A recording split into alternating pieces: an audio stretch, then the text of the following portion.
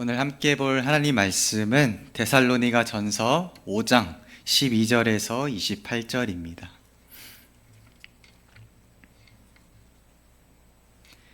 데살로니가 전서 5장 12절에서 28절입니다.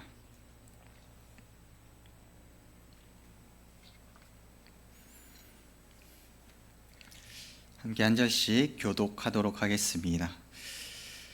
형제들아, 우리가 너희에게 구하노니 너희 가운데서 수고하고 주 안에서 너희를 다스리며 권하는 자들을 너희가 알고 그들의 역사로 말미암아 사랑 안에서 가장 귀히 여기며 너희끼리 화목하라. 또 형제들아, 너희를 권면하노니 게으른 자들을 권계하며 마음이 약한 자들을 격려하고 힘이 없는 자들을 붙들어주며 모든 사람에게 오래 참으라. 삼가 누가 누구에게든지 악으로 악을 갚지 말게 하고 서로 대하든지 모든 사람을 대하든지 항상 선을 따르라. 항상 기뻐하라. 쉬지 말고 기도하라. 범사에 감사하라. 이것이 그리스도 예수 안에서 너희를 향하신 하나님의 뜻이니라. 성령을 소멸하지 말며 예언을 멸시하지 말고 범사에 헤아려 좋은 것을 취하고 악은 어떤 모양이라도 버리라. 평강의 하나님이 친히 너희를 온전히 거룩하게 하시고 또 너희의 온 영과 혼과 몸이 우리 주 예수 그리스도께서 강림하실 때에 흠 없게 보전되기를 원하노라. 너희를 부르시는 이는 미쁘시니 그가 또한 이루시리라. 형제들아, 우리를 위하여 기도하라. 거룩하게 입맞춤으로 모든 형제에게 문안하라. 내가 주를 힘입어 너희를 명하노니 모든 형제에게 이 편지를 읽어주라. 우리 주 예수 그리스도의 은혜가 너희에게 있을지어다. 아멘. 우리가 오감이라고 부르는 우리의 감각은 어떤 무엇인가에 접촉을 한 이후에 어떠한 반응을 하게 됩니다. 무엇인가 뜨거운 것을 손으로 만졌을 때는 뜨거 하면서 손을 재빠르게 뒤로 빼기도 합니다. 그리고 갑작스럽게 어떤 큰 소리를 듣게 되면 손으로 귀를 막기도 합니다. 레몬과 같이 신 음식이나 음료를 마시게 되면 얼굴을 찌푸리기도 합니다. 이처럼 우리가 어떠한 외부로부터 자극을 받게 되면 우리 몸은 자연스럽게 특정한 반응, 리액션을 하게 됩니다. 이와 같이 우리가 하나님을 믿는 이 신앙의 삶을 산다라고 했을 때 우리 몸에 또 우리 마음에 영혼에 이 자극을 주는 외부의 어떤 매개체 같은 것이 우리의 삶 또 영혼을 찌르는 그런 자극이 존재합니다. 바로 하나님의 말씀인데요. 이 말씀은 계속해서 우리의 영혼 또 삶을 끊임없이 건드립니다. 찌르고 흔들어 놓습니다. 그 앞에서 사람들의 그걸 말씀을 듣는 우리들의 반응은 다양합니다. 찔림이 있는 말씀을 통해 자신의 삶을 돌아보기도 하고 또 눈물을 흘리기도 하고 감사와 기쁨의 고백을 드리기도 합니다. 그 말씀을 들은 후에는 분명히 듣기 전과 또 다른 어떠한 변화가 있는 것이 자연스러운 반응입니다. 그리고 그 말씀 앞에서 우리가 공동체적으로 어떻게 반응해야 되는가에 대해서 말씀하고 있는 부분이 오늘 함께 읽은 이 본문의 말씀입니다. 오늘 함께 읽은 이 본문의 말씀은 사도 바울이 데살로니가 교회에 전하는 권면의 이 편지의 마무리 부분입니다. 공동체 안에서의 어떤 관계에 대한 권면으로 시작을 하는데요. 세 가지 관계에 대해서 이야기를 하고 있습니다. 먼저 교회 내에서 이끄는 자들과 이 따르는 자들의 관계를 이야기합니다. 이 12절을 통해서 알 수 있는 이 교회의 리더된 자들, 또 이끄는 자들의 특징은 세 가지입니다. 먼저 이들은 수고하는 자들입니다. 어떤 맡게 된 직책이나 역할에 대한 수고가 아니라 사랑의 수고를 의미합니다. 이 사랑의 특징은 반드시 수고가 따른다는 것입니다. 공동체 내에서 어떤 여러 섬김으로 수고하고 또 땀을 흘리는 분들이 그렇게 수고할 수 있는 이유는 먼저 받은 사랑 때문입니다. 그리고 이 교회 내에서 리더된 자, 이끄는 자들은 또 다스리는 자, 지도하는 자들입니다. 공동체에서 먼저 신앙을 갖고 또 살아가는 그런 사람들입니다. 먼저 신앙의 길을 걸으면서 뒤에 오는 사람들을 이끌어주는 역할을 합니다. 그리고 세 번째 특징은 권하는 자들, 곧 훈계하는 자들입니다. 이 교회의 모든 관계는 어떤 그저 단순한 친목만을 위해서 우리가 모인 것이 아닙니다. 마냥 서로의 안부를 묻고 그냥 상투적인 격려만을 하는 그런 공동체가 아닙니다. 우리가 함께 또 같은 하나님의 이 말씀 아래 있으면서 그 말씀으로 서로의 연약함을 훈계하고 권면할 줄 알아야 합니다. 그렇다고 해서 우리가 어떤 남의 실수, 부족한 모습을 눈을 부릅뜨고 고발을 하고 어떤 드러내라는 것이 아니라 그 훈계하는 마음에 앞서서 사랑의 마음이 우선이 되어야 권면할 줄 안다는 것입니다. 사랑이 없는 훈계는 자기 의를 드러낼 뿐이고 서로의 기분만 상하기 때문입니다. 그래서 내가 맡은 어떤 직책에 대한 책임 때문이 아니라 그것이 사랑이 목적임을 기억하시기 바랍니다. 그렇게 교회 리더된 자들을 너희가 알고 있다라고 표현하는 것은 존경의 뜻을 닮은 안다는 것을 뜻합니다. 그래서 그렇게 어떤 섬기는 리더들, 교회에서 먼저 신앙의 본을 보이고 이끄는 자들에 대해서 우리가 충분히 존경하고 존중의 표시를 해야 된다라고 이야기하고 있습니다. 그 두 번째 관계는 믿음이 연약한 자들과의 이 관계에 대해서 이야기하고 있습니다. 이 14절을 보면은 게으른 자들, 또 마음이 약한 자들, 힘이 없는 자들이 등장합니다. 이 먼저 게으른 자들은 무질서하게 구는 사람들을 뜻합니다. 이 게으른 자의 원어의 뜻을 살펴보면 질서 없는 군인, 어떤 대열을 무너뜨리고 말을 듣지 않은 이 군인을 뜻합니다. 그래서 무질서하고 또 게을러서 어떠한 필요한 노동도 하지 않고 다른 사람을 의지해서 소비만 하면서 남일에 또 참견하기는 좋아하는 그런 게으른 사람을 뜻합니다. 생활 자체가 굉장히 균형 잡히지 못한 사람을 뜻합니다. 이 마지막 때를 살아가는 우리 이 시대에 주님의 이 다시 오심을 잘못 이해하고 어떤 자신의 삶을 온전히 다 내어 던지면서 성실함을 잃어버리고 그저 다른 사람에게 피해만 주는 그런 사람들을 의미합니다. 바울은 그런 사람들을 훈계하라고 권면합니다. 우리가 믿는 이 신앙은 우리가 얼마나 이 교회에 자주 나오는가, 또 기도를 얼마나 막 멋진 말로 잘하나, 또 성경을 얼만큼 아는가로 판가름되지 않습니다. 우리가 실제로 이 살아가는 삶의 모습, 우리의 시간을 어떻게 하나님 앞에서 사용을 하고 있는지, 또 우리가 각자가 속한 이 가정을 얼마나 우리가 귀하게 여기고 있는지, 그렇게 말씀 안에서 우리가 균형 잡히고 또 건강한 삶에서 우리의 신앙이 드러나게 되어 있습니다. 그래서 이 교회 안에서도 우리의 어떤 섬김이 참으로 귀하지만 그 섬김의 행동이 때로는 섬김을 넘어서 그 자체로 우리의 어떤 자신의 열심을 드러내거나 또 그것이 과하게 될 어떤 유혹을 우리는 느끼곤 합니다. 그래서 균형이 정말로 중요합니다. 하나님이 허락하신 이 에너지와 또 지혜 안에서 내가 오히려 게을리하고 있는 부분이 무엇인지, 또 반대로 내가 지나치게 과할 정도로 나의 시간과 체력을 쓰고 있는 영역이 무엇인지 분별할 줄 알아야 합니다. 그 다음은 이 마음이 약한 자들을 격려하라고 합니다. 그냥 어떠한 상투적인 위로가 아니라 진리로 위로하는 것입니다. 우리 각자 스스로가, 여러분 개인들이 어떠한 어려움을 겪기도 하지만 우리는 이렇게 공동체로 함께 살아가면서 바로 옆에서 또 어려움을 겪는 지체들을 목격하기도 합니다. 그들을 향해서, 또 우리 옆에 사람들을 향해서 어떠한 상투적이고 일방적인 위로가 아니라 서로를 향한 위로가 되어야 한다는 것입니다. 바르게 위로한다는 것은 어떠한 해결책을 제시하고 옳고 그름을 밝혀주는 그런 위로가 아니라 정말로 우리가 마음으로서 우는 심정으로 함께 공감하고 위로하는 그런 사랑의 위로를 말합니다. 그리고 그 위로의 근거는 당연히 말씀이 되어야 합니다. 이 땅에서 예수님이 보이신 그 위로는 우는 자들과 함께 울고 또 기도해주고 병을 치유해주고 축복해주는 것이었습니다. 그 예수님께서 우리에게 주신, 우리에게 먼저 부어주신 그 사랑으로 위로해야 한다는 것입니다. 그리고 마지막 나오는 힘이 없는 자들을 붙들어 주라고 합니다. 힘이 없다는 것은 절제력이 없어서 스스로를 잘 관리하지 못하는 사람을 뜻합니다. 어떠한 특정한 영역에서 자기 멋대로 살아가는 사람을 뜻합니다. 그래서 세상은 자기 마음대로 사는 것이 우리에게 자유라고 계속해서 이야기하지만 그것은 세상을 힘없이 살아가는 것과 같습니다. 어떠한 그것이 소비에 대한 욕구가 될 수도 있고, 어떠한 쇼핑, 또 게임이나 오락, 어떤 인간관계이든 어떤 종류의 쾌락, 또 즐거움에 빠져서 그것을 조절하지 못하는 사람이 곧 힘없는 사람입니다. 그렇게 균형 잡히지 못한 사람들을 붙들어 주어야 한다고 말씀하고 있습니다.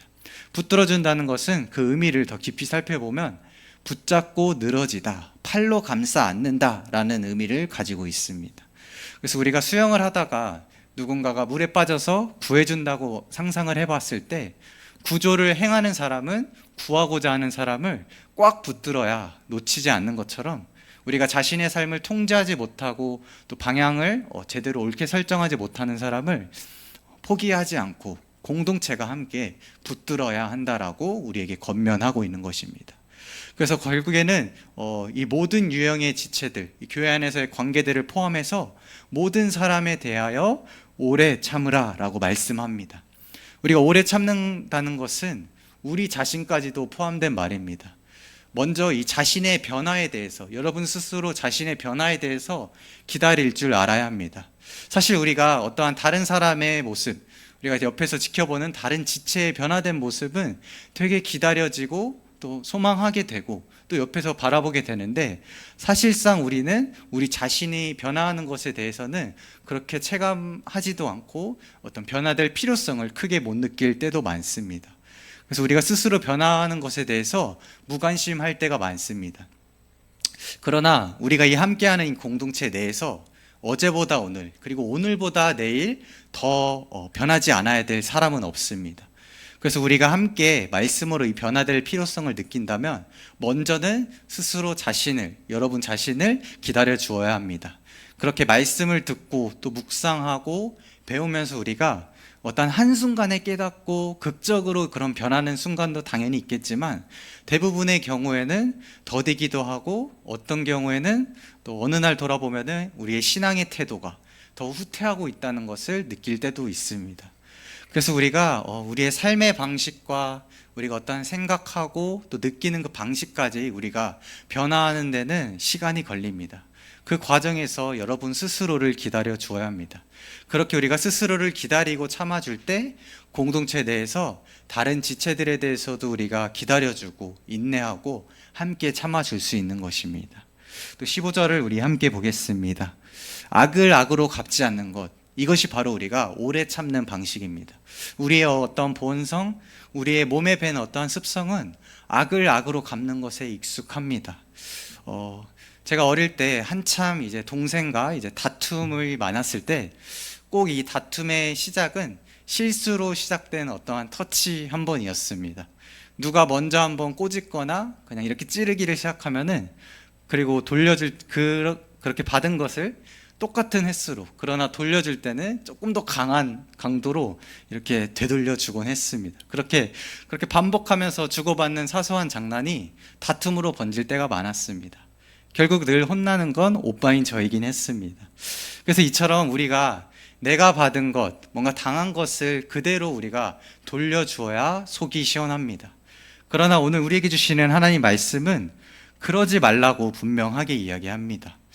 그렇게 하지 말고 모든 사람을 대할 때 선을 따르라고 이야기합니다. 우리가 누군가와의 갈등이 생겼을 때 상대가 나보다 못하는 점, 그리고 그 의견이 분명히 내가 봤을 때 틀렸다고 보여지는데 그것을 우리가 악을 쓰고 반박하고 어떤 성을 내지 말라는 것입니다. 그래서 우리는 모든 사람과의 관계를 어떻게 보면 이기고 지는 그런 승패의 패러다임, 뭔가 내가 그 관계에서 우위를 점해야 되는 그런 방식으로 바라볼 때가 많습니다. 그러나 우리는 모두에게 좋은 것을 추구하는 법을 배워야 합니다. 선을 따르라는 것은 어떠한 선한 행동을 통해서 우리의 선을 드러내라는 말이 아니라 우리의 참 선의 본질이신 하나님의 바라봄을 통해서 가능하다는 것입니다. 그래서 그분이 보이시는 선이 무엇인지 그것을 분별하는 것이 우리가 모든 사람을 대할 때 선으로 대한다라는 것입니다. 이렇게 공동체의 관계 내에서 우리가 어떤 태도를 가지고 우리의 리더들을 향해서 또 공동체의 믿음이 연약한 자들을 향해서 행동해야 되는지 이 겉면의 말씀을 함께 살펴보았습니다. 계속해서 살펴본 26절의 말씀부터는 그러한 우리 공동체가 드리는 예배가 어떠해야 하는지 함께 이야기하고 있습니다. 항상 기뻐하라라고 말씀합니다. 기쁨이 넘치는 예배를 드리라는 것입니다. 우리가 각자가 처한 상황은 웃을 수도 없고 또 마냥 힘들고 고된 상황이 계속되는데, 그럼에도 우리가 우리의 예배를 통해 기뻐할 수 있는 이유는 우리에게 예배가 우리에게 어떠한 좋은 일이 생겨서 그것으로 하나님께 반응하는 것이 아니라 하나님이 예배 받으시기에 합당하신 분이라는 이 사실과, 그리고 그분 앞에서 예배하는 이유, 예배의 또 원인, 모든 과정과 결과가 하나님이시기 때문입니다.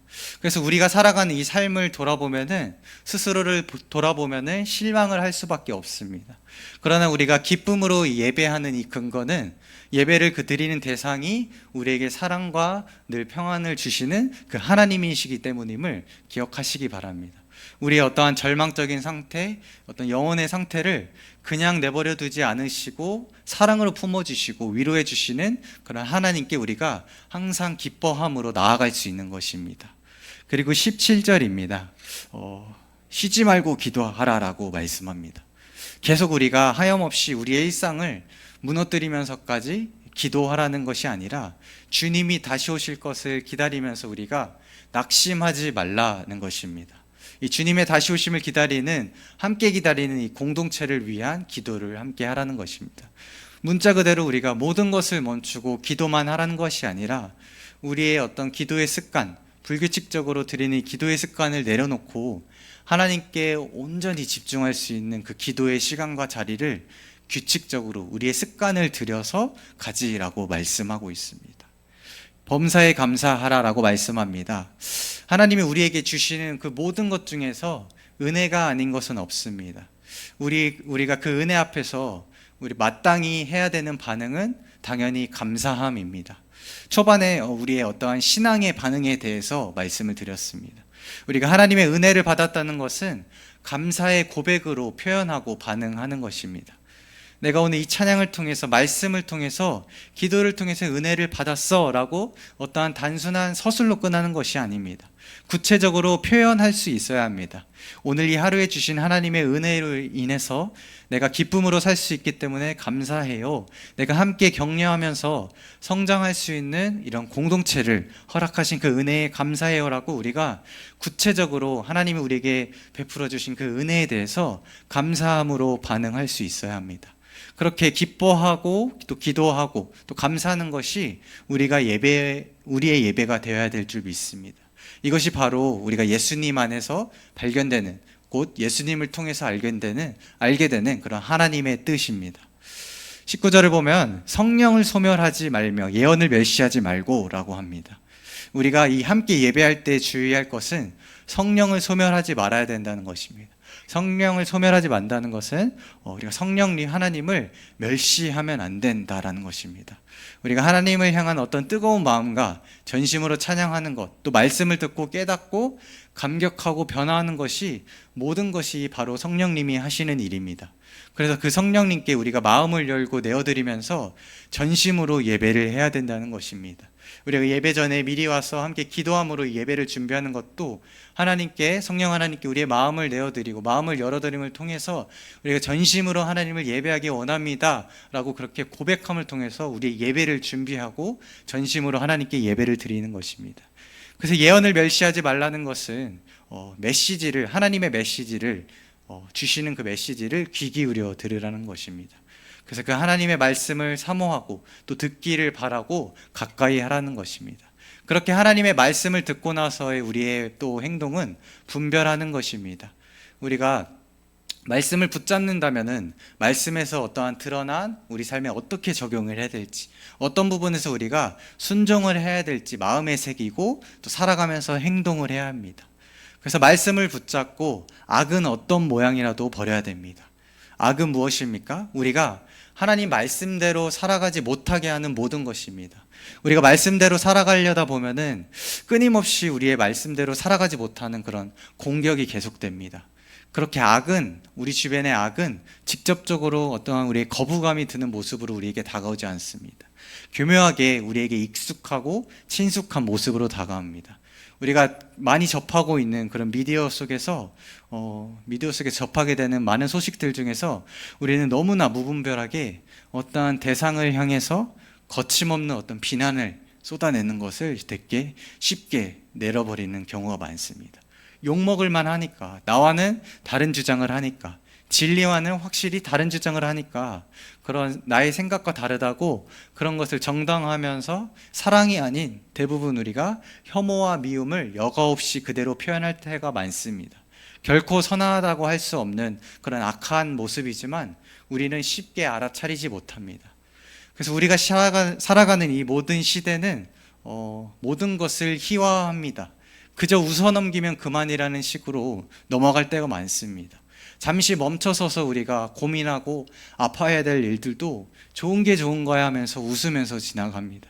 그냥 한 번의 컨텐츠로, 그냥 한 번에 잠깐 이슈화된 것으로 우리가 소식을 접하고 관심을 주었다가 금방 또 새로운 것을 찾습니다. 곧 이것은 우리가 가치 판단의 어떠한 기준이 무너져 내린 시대를 살아간다는 걸 뜻합니다. 그러나 우리가 하나님의 이 구별된 자녀로서, 또 예수님의 자녀로서 이 세상을 살아가는 자들로서는 달라야 되지 않을까요? 우리가 성령을 멸시하지 않고 또 예언을 가볍게 여기지 않고 모든 것을 다 받아들이지 않고 분별하여 또 진짜인 것을 붙들고 악은 어떤 모양이라도 버리는 것, 이 모든 것이 우리가 살아계신 하나님 앞에 드릴 예배이자 삶의 태도인 것입니다. 우리의 공동체의 주인은 오직 하나님이십니다. 이 평강의 하나님이 다스리시는 곳에 평화가 나타납니다. 이렇게 마지막에 바울이 23절에서 평강의 하나님이라고 표현한 것은 14절에서 이 말씀한 우리가 서로 화목하라 라고 하는 것과 같은 맥락입니다. 그래서 사실 바울은 이 데살로니가전서 2장에서 앞서서 2장에서 말씀하기를 하나님의 복음을 나누어 줄 뿐만 아니라 우리가 목숨까지도 기쁘게 내어줄 생각이었다라고 하고 우리의 수고와 역경을 너희가 기억하고 있다라고 이야기하면서 데살로니가 이 교회 성도들을 위해 이만큼 너희를 위해서 우리가 애쓰고 있다라고 이야기하였습니다. 그러나 이 마지막 5장에 와서는 자신들의 어떠한 수고와 기여에 대해서는 전혀 언급하지 않고 하나님이 이 데살로니가 교회의 성도들을 거룩하고 또 완전하게 지켜주시기를 바란다고 말씀합니다. 이것이 바로 우리가 또 배워야 될 하나님을 온전히 신뢰하는 사람의 태도입니다. 하나님을 의지하는 사람은 자기가 한 일을 뽐내지 않습니다. 힘쓰고 노력하는 이유가 나를 드러내는 것이 아니라 또 하나님을 신뢰하고 온전히 붙드는 것이기 때문입니다. 그래서 바울은 마지막으로, 정말 마지막으로 자신들을 위해서 기도해 달라고 권면합니다. 자신들을 위해서 기도해 줄 것을 요청합니다.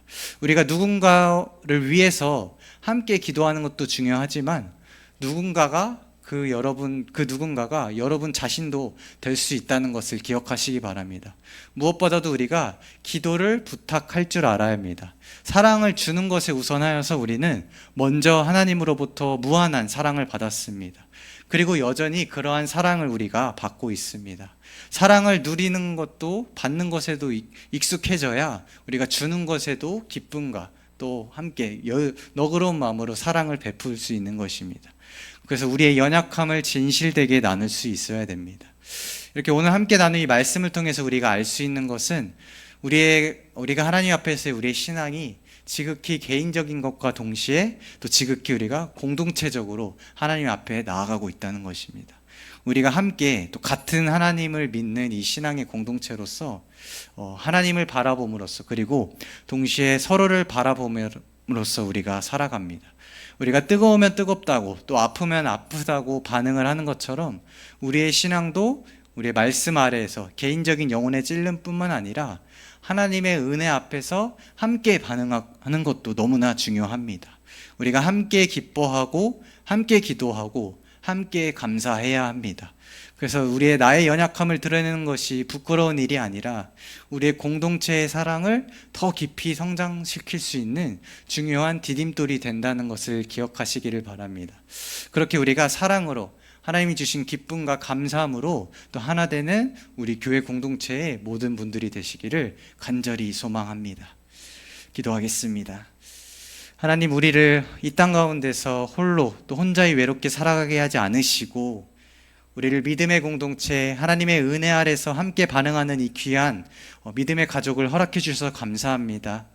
우리가 이 세상 속에서 구별된 하나님의 교회로 살아가는 것이 결코 쉽지 않고 넘어지는 일이 많지만 서로 붙들어주고 서로 일으켜주는 그 놀라운 사랑 안에서 우리가 어제보다 오늘, 또 오늘보다 내일 더 주님께로 함께 더 가까이 가는 그런 공동체 될 수 있도록 우리를 붙들어 주세요. 순간마다 우리 드러나는 우리 개인의 열심, 그런 의가 아니라 모든 순간에 한 번도 빠짐없이 완전한 사랑으로 우리를 채우시는 예수님의 그 온전한 성품을 함께 닮아가기를 원합니다. 우리가 함께 예배하는 것, 함께 기도하는 것, 함께 말씀 안에서 성장함의 기쁨을 느끼도록 힘주실 줄 믿습니다. 변함없이 사랑이 많으신 예수님의 이름으로 기도합니다. 아멘.